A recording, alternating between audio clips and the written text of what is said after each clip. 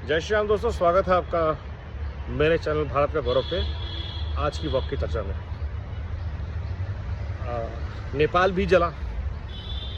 नेपाल में भी स्टूडेंट्स का प्रोटेस्ट हुआ इंटरनेट को बंद करने के लिए।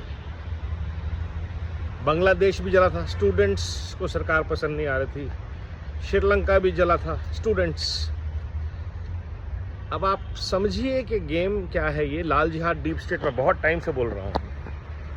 इन्होंने ऐसे कैप्सूल्स तैयार कर रखे हैं। भारत को भी जलाने की कोशिश की गई थी कि स्टूडेंट्स अब फार्मर के प्रोटेस्ट में आ जाएंगे, स्टूडेंट्स अब सीएए के सपोर्ट में आ जाएंगे, स्टूडेंट्स अब खड़े हो जाएंगे माइनॉरिटीज़ के सपोर्ट में। तो ये स्टूडेंट्स का जो कवर होता है ये बड़ा इजी कवर होता है, क्योंकि अगर कोई मर गए बच्चे फायरिंग में तो उम्मीद की जाती है कि पूरा देश समाज उनके साथ खड़ा हो जाएगा। और ये पूरा प्रयास भी इंडिया भारत में किया गया जब 26 जनवरी को लाल किले पे हमला किया गया किसानों के नाम पे दिल्ली में। और ऐसी उम्मीद की गई कि दिल्ली के लोग निकल के सड़कों पे आ जाएंगे और सरकार पलट देंगे, आग लगा देंगे, जैसा कि बांग्लादेश में हुआ, जैसा कि श्रीलंका में हुआ, जैसा कि नेपाल में हुआ। और ये जो लगातार एफर्ट हैं टूल किट गैंग के, लाल जिहाद नेटवर्क के, डीप स्टेट के, कि हर डेमोक्रेसी को डिस्टेबलाइज किया जाए किसी ना किसी फेक ग्राउंड पे। और ये सारे एजेंडा कब शुरू होते हैं?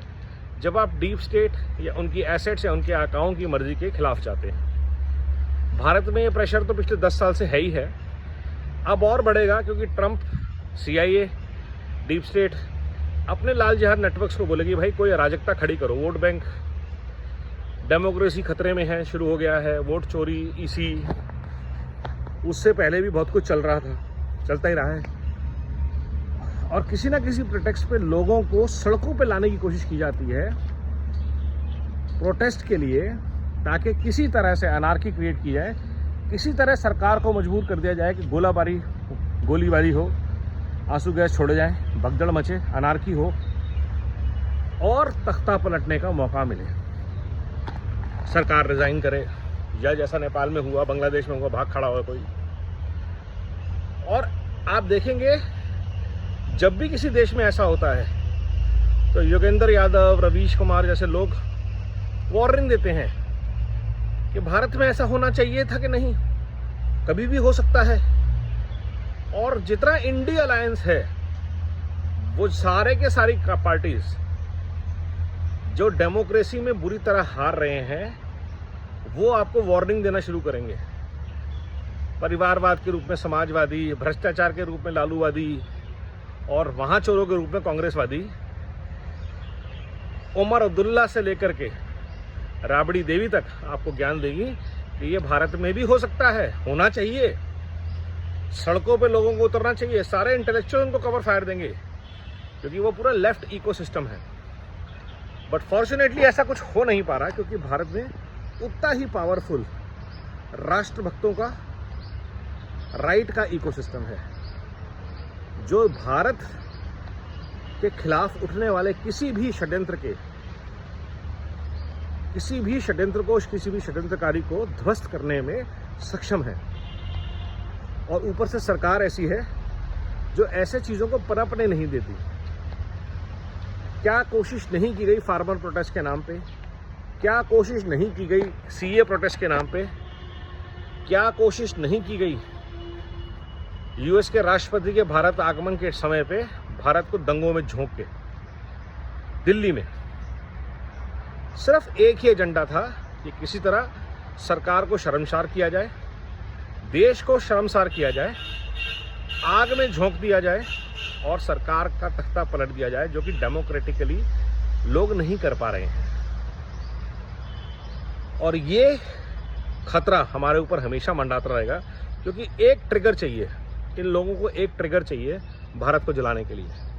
केरोसिन किट अभी मलेशिया से होके आ रही है, केजरीवाल दिल्ली आ गए हैं, संजय सिंह ने भी कल बयान दे दिया, एक वो कोई लालू यादव के सिपह सालार है, उन्होंने भी कल बोल दिया। और ऐसे बहुत सारे नेता आजकल में आपको बयान देने वाले हैं कि देखिए नेपाल में क्या हुआ।